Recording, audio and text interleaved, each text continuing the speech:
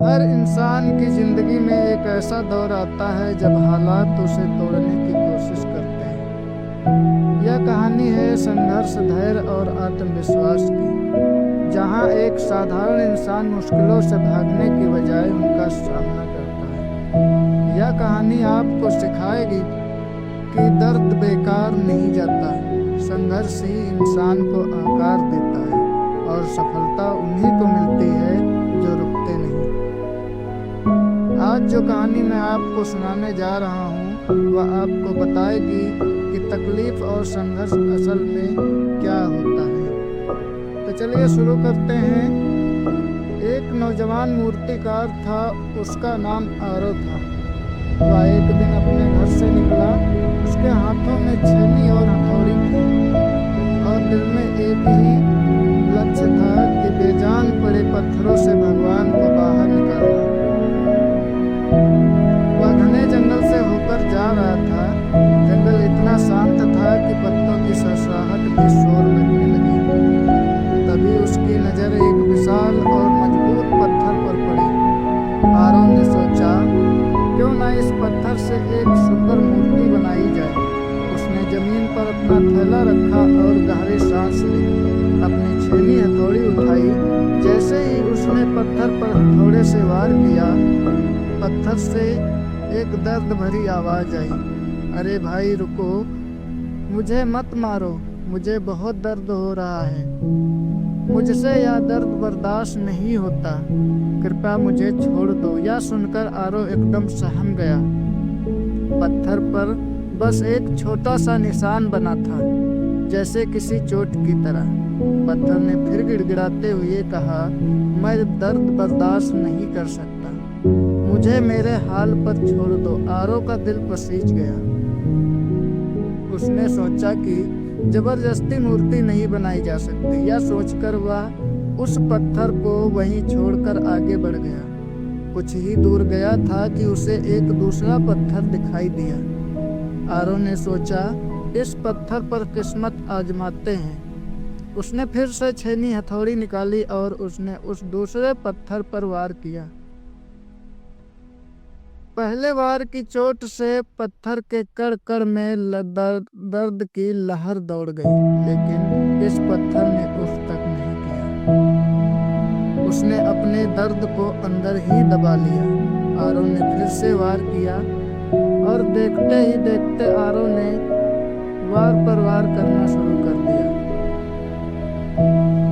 दिन ढल गया, रात हो गई, पर आरो रुका नहीं। पत्थर को लगातार तोड़ता रहा।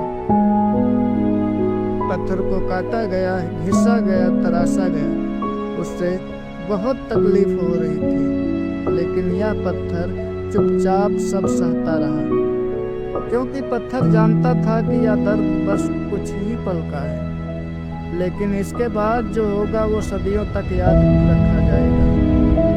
और देखते ही देखते आरो ने उस बेजान पड़े पत्थर में से एक बहुत ही सुंदर और अद्भुत मूर्ति बना दी।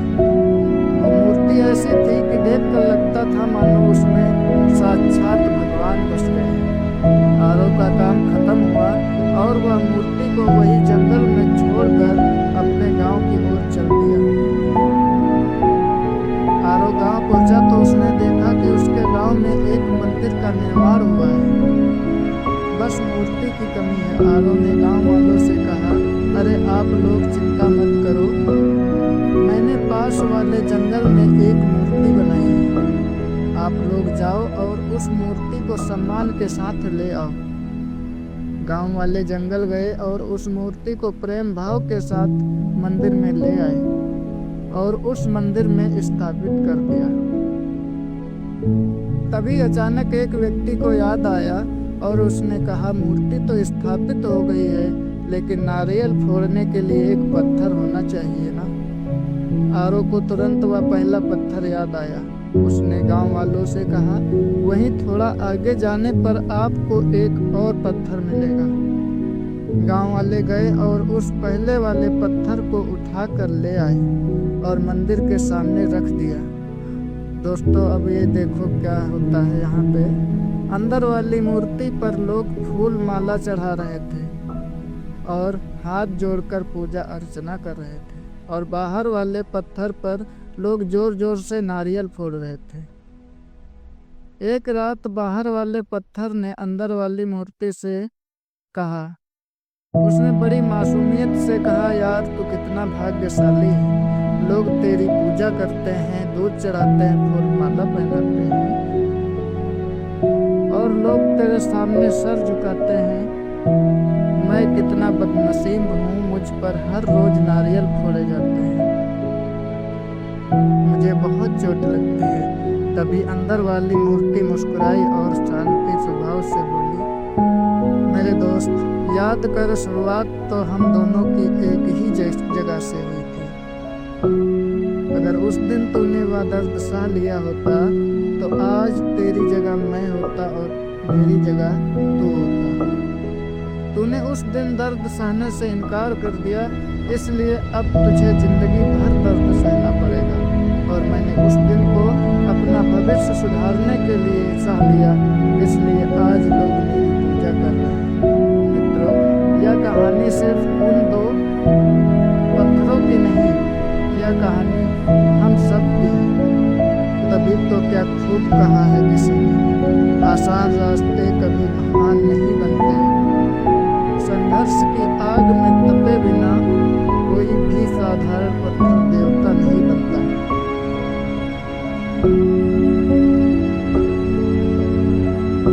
ऐसी ही जीवन बदलने वाली कहानियाँ देखने के लिए चैनल को अभी सब्सक्राइब और बेल आइकन दबाएं, ताकि हर नई कहानी सबसे पहले आप तक पहुँचे। कमेंट में लिखिए, मैं हार नहीं मानूंगा, क्योंकि शब्द नहीं नियत इंसान को बदलती है।